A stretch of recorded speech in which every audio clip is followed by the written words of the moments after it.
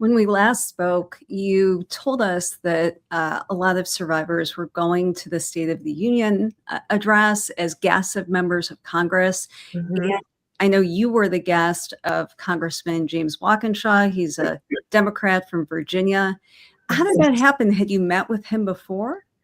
No, and I didn't know who he was, and I have to tell you, I was really straightforward because I do want to know motivations if a man is working on this issue. I didn't know if he had a relative that had been sexually assaulted. What was his reasoning? Why did he ask me to go? And he's like, well, he goes, I've actually been in gender-based violence for a very long time, and one of the things that I noticed is that women are doing the heavy lifting all the time. Women are the advocates. Women are the attorneys representing survivors. Women are the ones in rape crisis centers. Women are the ones fighting for these laws. And he said, I wanted to join the fight, not to center myself, but to support and take some of the weight off of the women. And I was like, okay, I'm excited to go in with you. Thank you. Thank you for giving me such a helpful and healing answer. It's just an answer that we never hear. Yes. So tell us what it was like to actually be there. So many of us were watching the speech, but I can only imagine that it was a completely different experience being there. It was, again, my expectations were so low because we had just come off the Pam Bondi hearing. Mm-hmm. I'll tell you the hardest part. We spent weeks up to the State of the Union and at Pam Bondi's for Pam Bondi's hearing, speaking with Republican members of the Oversight Committee, the ones that were going to be asking questions of Pam Bondi in that moment.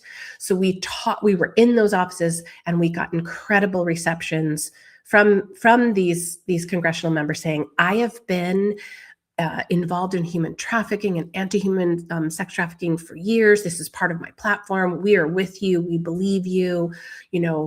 Anything we can do, we want to be there. And then you saw what happened with Pam Bondi was none of them asked hard questions. Mm-hmm.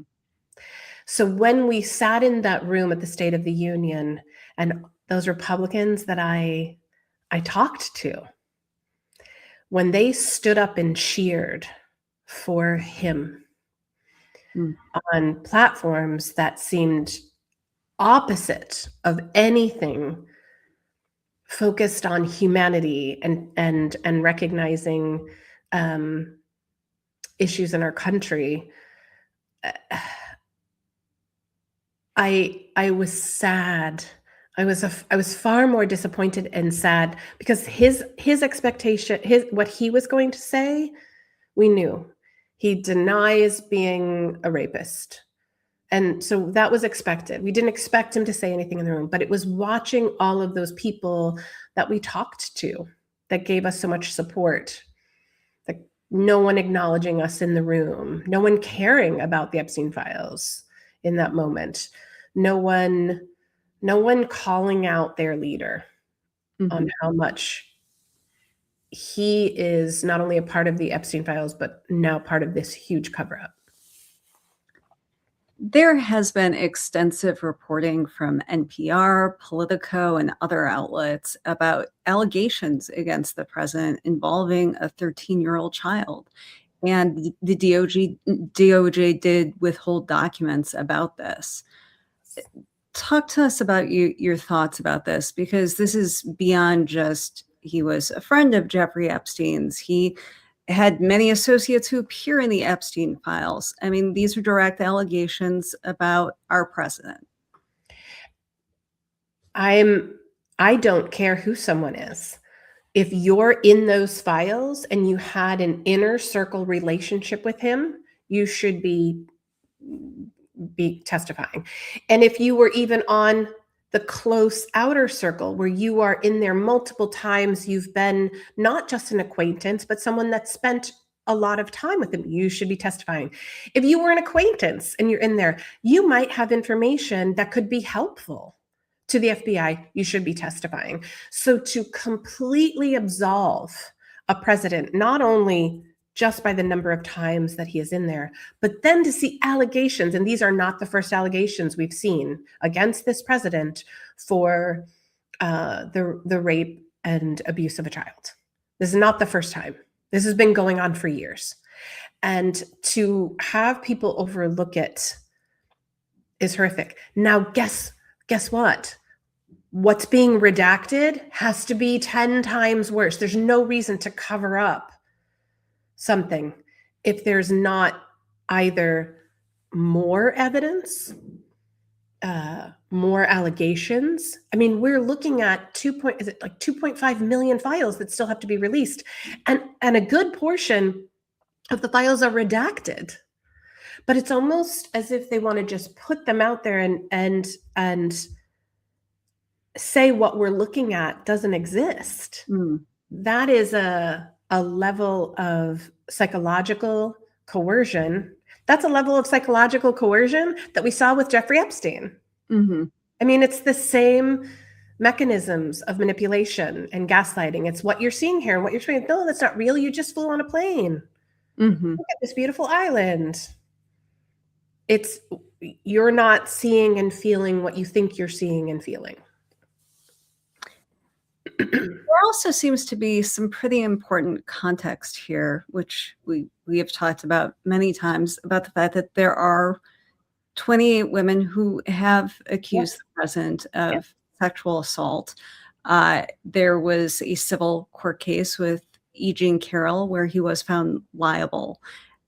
That seems to be missing context from so many stories on Trump and the Epstein files.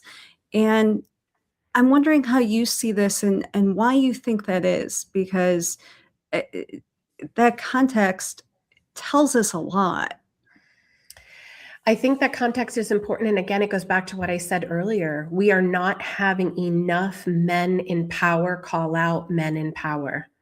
We need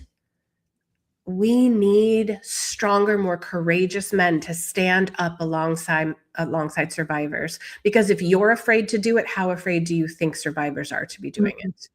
And so E. Jean Carroll was incredible and went to court and looked him in the eye and gave her testimony. And a jury of peers said, this man is guilty. And the judge had to clarify, yes, regardless of sexual assault and how you want to word it. I mean, he is guilty of sexual assault, which is kind of a blanket term, but it's sexual assault. And I think the reason this doesn't move forward is we don't have enough men doing what people like Rep. Walkinshaw does, standing with us, either propping up our messages, standing with us, and delivering their own messages, and also standing up for women and the abuse of women and the abuse of these women in rooms that we're not in. We did have a former president, Bill Clinton. He was asked to testify on the Epstein files, as was former Secretary of State Hillary Clinton, which sets an interesting precedent. I'm wondering, what was your perspective on what we found out from their testimony, and what did we not find out? You could not have been around Jeffrey Epstein and not know what was going on. And I think that it's really important to remember that back in 1996, when Maria Farmer put her first report in, Jeffrey Epstein wasn't an unknown. He was already a well-known man traveling within elite circles. By then, he'd already been at the White House. I think that I really liked how Hillary Clinton stated it, as she said, as a prosecutor, you look at patterns of behavior.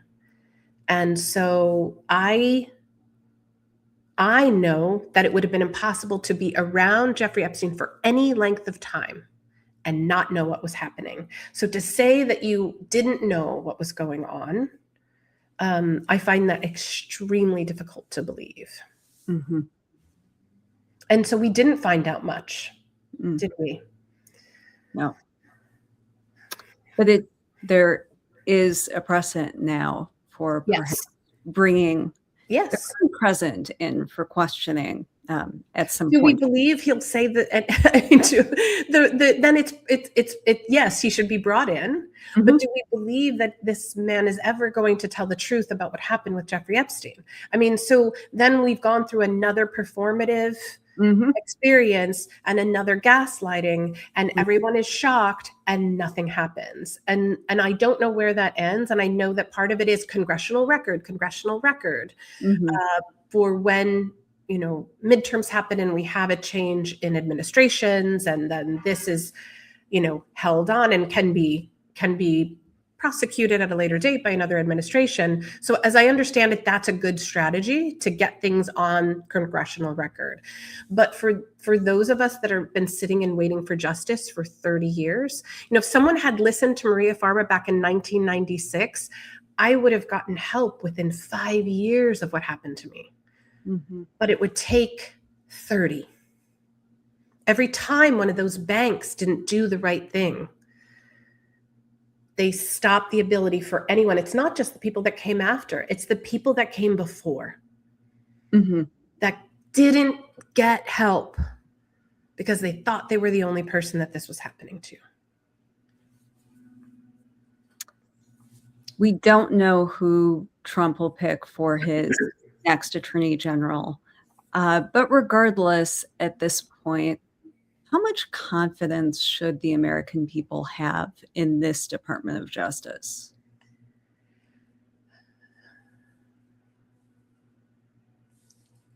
I think this Department of Justice is not being run as a Department of Justice. It's being run as an arm of this administration.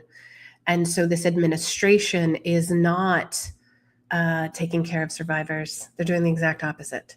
And so my faith in this Department of Justice is extremely low. I think we maybe talked about this. Like when Pam Bondi came out last February with those binders, I actually had a tiny bit of hope. A Mhm. tiny bit of hope, because it was a woman known for prosecuting trafficking crimes, sex crimes, and I had a tiny bit of hope, and that hope was destroyed, and it really showed me that I can't hope in this administration. I have zero hope this administration will do the right thing. So what we are looking for are the people that will stand up to this administration.